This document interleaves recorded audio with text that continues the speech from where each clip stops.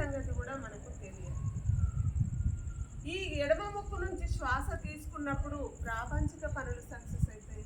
అప్పుడు పనులు చేస్తే ఈ ఎడమ ముక్కు నుంచి శ్వాస తీసుకున్నప్పుడు ఆధ్యాత్మిక పనులు చేస్తే సక్సెస్ అవుతాయి. ఈ విషయం మనకు తెలియదు.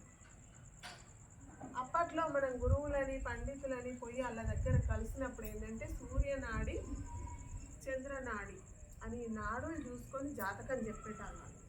పని అవుతుంది కాదు అని చెప్పేటాళ్ళు. ఈ విషయం మనకు తెలియదు. శ్వాసకి ఎంత శక్తి ఉందో మనకు. ఇప్పుడు ఈ శ్వాసను మనం తీసుకోవడం వల్ల ఎడమ ముక్కుల శ్వాస ఉన్నప్పుడు ధ్యానం కూడా, కుడి ముక్కుల శ్వాస ఉన్నప్పుడు ధ్యానం కూడా. కుడి ముక్కు నుంచి మనం శ్వాసను గమనించినప్పుడు ఎడమ ముక్కుకు మార్చుకుంటాం. ఎడమ ముక్కుకు మార్చుకున్న శ్వాసను మనం శ్వాసనే గమనిస్తుంటే అది రెండు ముక్కుల నుండి తీసుకుంటుంది. ఎడమ ముక్కు కుడి ముక్కు రెండు ముక్కుల నుండి శ్వాసను శ్వాసించినప్పుడు దాన్ని మనం అలాగే గమనించినప్పుడు గమనించగా ధ్యానం చేయగా కొందరికి అదే రోజు కావచ్చు, కొందరికి ఒక వారం రోజులకు కావచ్చు, కొందరికి నెలకు కావచ్చు, ఎప్పుడైనా కావచ్చు.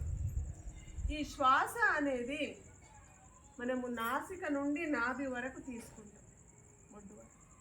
ఆ శ్వాస అనేది గమనిస్తూ ఉండగా కొంచెం కొంచెంగా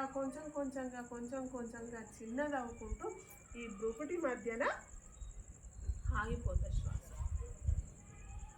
ఆగినప్పుడు ఆ బ్రుకుటి మధ్యన నిలిచినప్పుడు ఇక్కడ సుషుమ్న నాడి అని ఉంటుంది. ఈ నాడి యాక్టివేట్ అయినప్పుడు ఇక్కడ మాడ మీద ఎంటిక మందం బ్రహ్మరంధ్రం చేర్చుకుంటారు. ఆ బ్రహ్మరంధ్రం చేర్చుకొని బ్రహ్మరంధ్రం ద్వారా విశ్వశక్తి రావడం జరుగుతుంది. కాస్మిక్ ఎనర్జీ అంటారు, విశ్వశక్తి అంటారు, దైవశక్తి అంటారు, ప్రాణశక్తి అంటారు, ఆకాశ గంగా అంటారు. 5 పేర్లు. మరి ఎంతటి రోజుల్లో మన పెద్దవాళ్ళు ఏం చెప్పేటాళ్ళు? గంగా స్నానం చేస్తే మన పాపాలు పోతాయి అని చెప్పేటాళ్ళు. మనం ఏమనుకున్నాము గంగా స్నానం అని అంటే ఇప్పుడు పారుతున్న గంగ ఎద్దండి గంగ ఉన్నది, మొగిపేట గంగ ఉన్నది, వేంపల్లి వెంకట్రావుపేట గంగ ఉన్నది. ఇలాంటి గంగలలో మనం స్నానం చేస్తే మన పాపాలు పోతాయి అని మనం అనుకుంటున్నాం.